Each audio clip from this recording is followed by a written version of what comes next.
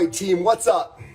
Happy Thursday. Welcome to the PT on Ice Daily Show. I am Dr. Jeff Moore, currently serving as the CEO of ICE, and thrilled to be here on a Leadership Thursday, which, as always, is also a Gut Check Thursday. So just like every other Thursday, let's kick it off right there and talk about what the workout is this week that hopefully you all can get in and tag us on Instagram, hashtag IceTrain. Would love to be able to connect and watch everybody suffer a bit this week because we've got the death race. You've seen it twice already. You saw it on June 12th of 2019.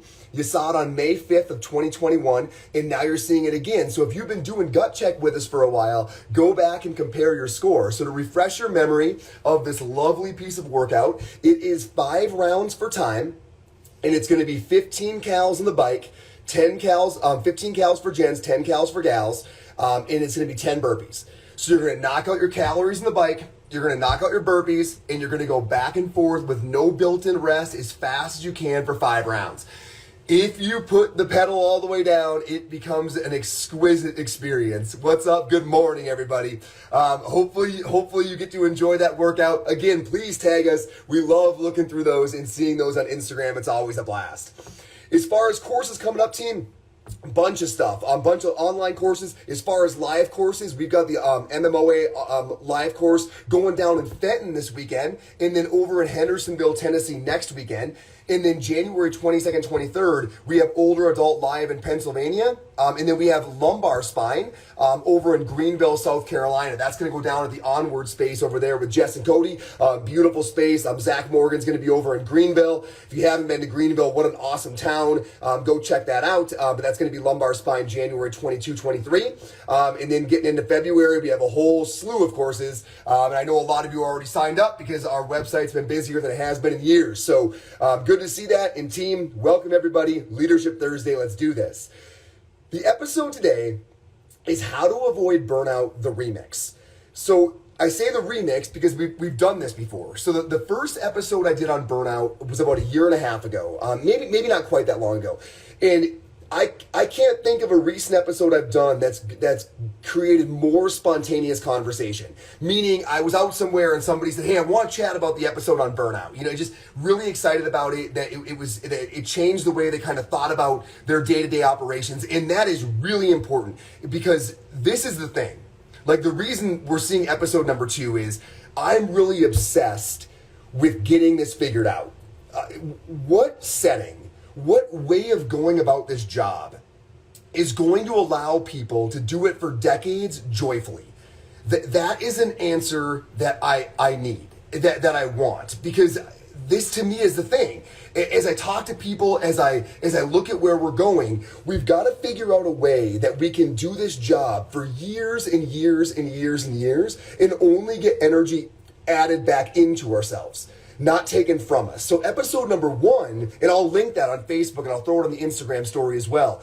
We talked about the quality of what we do. And to me, that is a massive part of burnout, right? The actual what you're doing, whether or not you're able to be proud of it. The essential idea being that doing even a small amount of really poor quality work is absolutely exhausting. But when you have to do a high volume of things you're incredibly proud of, that tends to not be exhausting. It's not about how much you're doing, it's about the quality of what you're doing. And I absolutely believe that. And I think that probably more than anything has to be at the center point. But that's zoomed all the way in. Today I want to zoom all the way out. And I want to talk about set and setting. That quality of work takes place in, because I do believe this is another key component. And since the first one got so much attention, I think that this is kind of the surroundings the first one lives in, so I want to complete the picture. So if you will with me this morning, zoom out. Get out of thinking about physical therapy or thinking about whatever healthcare profession you might be in that follows this podcast, your actual job. Zoom out and just think about, in life, what makes you exhausted? Like, what makes something feel like a chore? Like, oh man, you know, that feeling of like, this is gonna take a lot for me to get this done. Because it is those things that cause burnout, right? Now for me, a couple things come to mind. Number 1 is when you have to pretend or put on an act. I think that is extremely exhausting for the human. Probably the most cliche example of this would be when the introvert has to go to a social gathering, right? They have to, quote unquote, not be themselves. Now, I'm not necessarily themselves, but go against what they would naturally fall into as their rhythm, and that is exhausting. But imagine any time that you have to go somewhere, whether it's a gathering or a place that you don't want to go, right? Maybe it's a family gathering or somebody else's family gathering or somebody else's work gathering, but you know that when you go there, you can't really fully be yourself, right? When you are getting ready to go, tell me you're not feeling it, the heaviness of it. It's like, oh man, you're putting your clothes on. You're like, I just really don't want to go. You're already fatigued. Team, that is how a lot of people feel when they're going to work. They're just going to be around folks or in a setting they just don't like. And sometimes it's the actual just setting. Not even so much about the folks who are going to be there or the personalities they're engaging with. Here's a good example. When my daughter was younger, for whatever reason, Mila didn't like the city. She just didn't like being in the city. So every time we went to a big city, right, maybe it's Manhattan or Chicago, it was hard work with her because she just didn't like being there. It wasn't for her. It wasn't her scene. She was tired. She was crabby, all the things, right? When you're going somewhere you just don't like, for whatever reason, it's exhausting. When you have to put on an act because of who's going to be there, when you're going somewhere you just don't dig, these things drain your battery. Well, then flip that into your job and begin to think about if those are the things that wear you down, and wearing you down is what burnout's all about. How does this translate into what we do? The first thing I would say is if we're going to try to avoid burnout, you got to find a work culture where you never have to put on an act, where your beliefs, where your personality are not only okay, but they're appreciated and acknowledged. Your coworkers believe that what you bring, your unique personality, when you're being yourself, is special and unique. It creates a greater whole.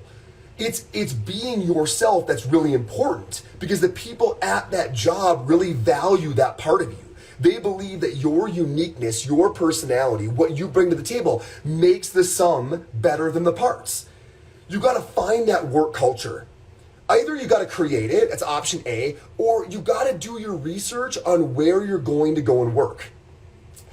One of the biggest pieces of advice I want to give in this space is when you go and interview or you go and engage with the people that you're considering joining up as a tribe, as a work tribe, you got to be yourself. It always kills me when people ask me, what should I say at my interview?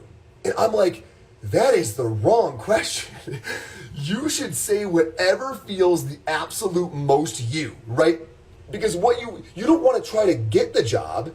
You want to be so yourself that if you wind up in the job, it's something that gives energy back to you because the culture actually makes sense for your personality, for your beliefs, for your views. What you want to do at the interview is maximally be yourself. Because if you wind up in the job, it is yourself that you want accepted. If you go to the interview and you try to pretend to be somebody different and you get picked up for the gig, now you're back to step number one where every day you've got to try to pretend to be somebody different. And that, I think, is what exhausts a lot of people. So when you're building or when you're applying, think about how important it is to really truly be yourself so that when it does appear to be a good fit, it's actually a good fit for you, not your representative that you really brought into that interview. Think about that. Number two, your space. This goes back to the city thing with Mila, right? But with the space, right? Make your space somewhere that you really love to be. You gotta stop decorating your space for your customers. Decorate your space for yourself. And the reason I say that is because the more comfortable you feel, I promise you, the more comfortable your customer is going to be. That's what they perceive. Stop trying to figure out what space your customer would love and make your space somewhere that you love to hang out. Like you would come there on your off day just because you love the darn space so much, right? I promise you, if you do that, your customer's gonna walk in and they're going, when you walk out and greet them, and you look relaxed, and you look like you're at home, like you're welcoming somebody into somewhere that you love. I promise you, that is what builds a therapeutic alliance. That's what makes them drop their guard. They can feel your comfort. Stop decorating for your customers. Your posters, right? What's up on the wall? Don't worry about, is my customer gonna like this? Think about, do you love this? Do you love the story behind this? The music that's on, the furniture, the lighting. Small things are big things. This is your living room. This is why when we get home from most places, we're like, oh, right? So nice to be home. I like it here. The closer you can get your work environment to creating that feeling, the longer you're going to last with high energy in that space. This is why I love going to Onward clinics. So we're building all these clinics around the country. I love, when I was in Bellingham, and I walked in there just recently, last month, or whenever I was out there hanging out with Heather and Alex. You should be, when they brought me in there, you can just see the pride they have in that space, right? It was recently finished, and Heather and Alex, they love that space, and they should, because it's beautiful. But you can just tell, I mean, it's got a rope, they're big CrossFitters, right? It's got a rope hanging down in the middle, the rig is gorgeous, right? But they had done their own logo on the wall, but you could feel how much they loved it. And that made me feel so comfortable with them in it. That's the jam, right? Do you. And that's going to transfer over to a tremendously high level of comfort for your customers. This is a big part of the reason I don't love the dock in the box concept, right? Like throwing up your table in somebody else's space, because you're now working in somebody else's house all the time. Now, I know you might generally like the things that are around you, but it's not you. It's by definition somebody else's space that you're borrowing on the daily. And I think over time, that really wears on you. So I really encourage people to get their own space. And when I say own space, I mean make it that way once you've got it. So I think finding that work culture that celebrates your uniqueness, I think creating a space whose uniqueness you love, and I think marketing to people whose problems you're truly naturally, not manufactured, but naturally passionate about solving. That's the third piece. When people ask me, and they ask me all the time, right, should I be a PT? I get this question almost on the daily. Should I do this? I always ask them back, would you be able to stop yourself from trying to get people fitter if you weren't a PT? If the answer is no, then yes.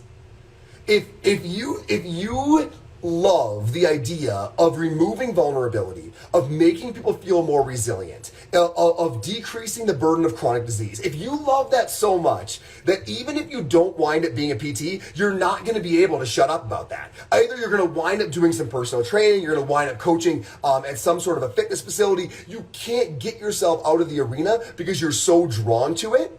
You aren't going to be able to stop talking about it anyways, then yes, you should be a PT. Now, I realize my part of PT is fitness forward, but that's my answer for these folks.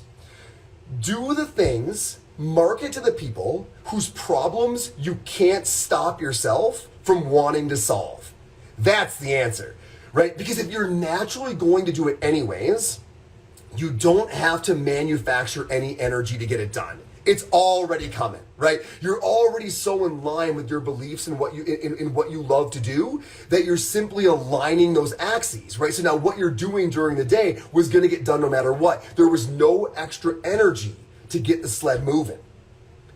Team, if you're dragging yourself to work because the people that are there you have to pretend or act around, or the scene that you do your work in you just aren't in love with, or the problems you're solving, you don't have a natural inclination to want to solve, if those things are on board, you're going to be exhausted. But if you do a 180 on all of those, and the people that you're around, you gel with naturally. The more you're yourself, the better you get along with these people. The setting that you're in, you've designed to jive with you and your energy, and you can't wait to get there because you feel relaxed when you're there. And the problems you're solving, you have marketed so that they are problems you were hoping someone was going to bring up anyways that day. When those things align, you go through your day not only without effort, but with energy coming back at you. That's what happens when the axes in your life align. It can be done through those 3 steps. Now, I want to make one final point. I'm probably pushing it on time, but a word out there to the leaders. How can we create this effortless environment? So those are all things that we can all do independently in our own worlds to create these things. But leaders, how can we create it for our people? For those of you who are onboarding folks, for those of you who are thinking about hiring your first employee, number one, make sure people know how much you believe that their uniqueness, their quirks, the things that make them different, how valuable those things are to making what you are as an organization, what you are as a mission, stronger. People need to know that the things that are unique about them are an important part of the collective whole. So not only do they not have to hide those things, they can proudly showcase those things, but you gotta say it. You gotta say, because you're like this, we're better for it. I think we have to acknowledge that, because oftentimes people don't think that's going to be naturally true, and maybe have tried to modify those unique things about themselves to fit in over time. And now you're the first person to say, okay, don't modify those, like mic those up. It is because of those unique things about you that we're better. Let them know that. Number 2, give autonomy. The things above that I mentioned can only be done well by people if they have autonomy to do them. The way they dress, right? The way they decorate their room, who they market to. Let them know that you want that to be in line with their energy axis, right? We dress the way you want to dress, decorate your room the way you, within reason on all these things. Like, you want the overall setting to have some level of consistency, but within very wide buoys, you do you. Right, and empower people to do that. The closer they can get that thing to their living room, the happier they are coming to work. So empower that. Finally, support them. Support them. Let them know that you've got their back. There's very few quotes that I dislike more than "the customer is always right." Nonsense. The customer is often right, and the customer certainly has a right to our best effort. The customer is not always right. Certainly when things get personal, always choose the tribe, right? I'm going to give you one small example that really reflected this piece in my life, and it really changed the way I look at leadership. And it's funny because it's a very small example, but for what it's worth, when I first started serving tables at Dominic's restaurant, which is just down the road right here, my boss, Brian Desari, who owned and still owns the restaurant, was at one of our lunch services. And I was not a very good server, right? I didn't have a lot of experience. It was early on, right? I was pretty clunky in the service scene. I had a table at lunch, and the people were being absolutely obnoxious. I was doing my absolute best. There's no question about that. I was trying to be friendly. I wanted them to have a good experience. They were unrelenting in what they were asking for, in what they were upset about, yada, yada, yada. I could not please them. They were being rude. They were flat out being rude. My boss, Brian, was sitting behind me at the high top, and he was doing computer work. And I was mortified because I felt like they were probably, my boss was probably hearing me struggling with this table. Halfway through the meal, he turned around. He had been hearing all this. He turned around and he told this table, "You can go ahead and get out of here. You're all set here. You're done here. You're not going to treat this guy like that. Take off. I got your tab." And he threw him out. And he said, "Don't come back." And he turned over to me and he said, "You don't," because he heard me apologize profusely numerous times. He said, "You don't apologize for doing your best and offering our best. You never apologize for that. Period." And he walked away. Team, the rest of the years I worked at that restaurant, I felt empowered. I tried even harder, but I knew at the end of the day that my boss wanted me to be me, that my boss wanted us to be us, and if people didn't like it, tough luck, go somewhere else. It didn't happen often. The customer is usually right. But when they're wrong and you choose your tribe and you let them know that, there's empowerment there that doesn't live anywhere else. That's what allows people to feel like they can be themselves. So leaders out there, I'm just saying, when it gets personal, choose your tribe. Team, I hope that makes some sense. I hope that's the other half of burnout. It's set and setting. Yes, it's quality of work, But where that quality work happens, how we manufacture the environment, that's what takes care of the other half. Let me know what you think, and please get to work on some of those things. Make your place somewhere you want to be. Do it with people who want you there. Make it a mission you're aligned with. Those are the things that eradicate burnout. Have an awesome Thursday. We'll see you next week. Hey, thanks for tuning in to the PT on Ice Daily Show. If you enjoyed this content, head on over to iTunes and leave us a review. And be sure to check us out on Facebook and Instagram at the Institute of Clinical Excellence. If you're interested in getting plugged into more ICE content on a weekly basis while earning CEUs from home, check out our virtual ICE online mentorship program at ptonice.com. While you're there, sign up for our Hump Day Hustling newsletter for a free email every Wednesday morning with our top 5 research articles and social media posts that we think are worth reading. Head over to ptonice.com and scroll to the bottom of the page to sign up.